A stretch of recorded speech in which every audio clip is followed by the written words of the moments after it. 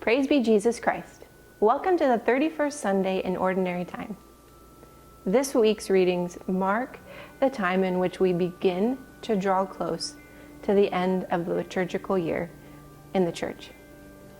What's remarkable about these readings is that we hear Jesus admonish the Pharisees in the gospel, and he admonishes them for taking the seat or the chair of Moses and widening their phylacteries and placing burdens upon people that are hard to carry.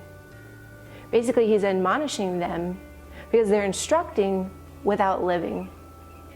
But we also hear in the second reading St. Paul, who says, "We were determined to not only share the gospel of God with you, but our very selves as well."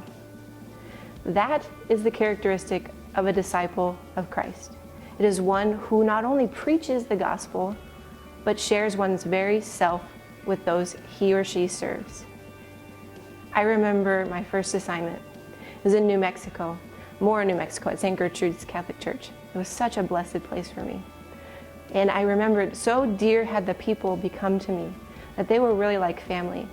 So when I got the news that I was being reassigned, I knew it was time. However, my heart was really sad.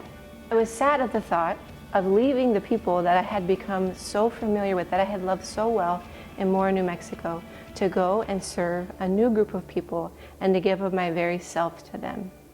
And I remember I had a phone call with a very wise priest who said, "Sister, please don't close your heart to the new people that God's asking you to love." And that has stayed with me throughout the years, that I love the people in Mora, but God has asked me to love a new place, a new mission, and not just a love with a half-closed heart, but a love that not only preaches the gospel, but is willing to love them with my whole entire self.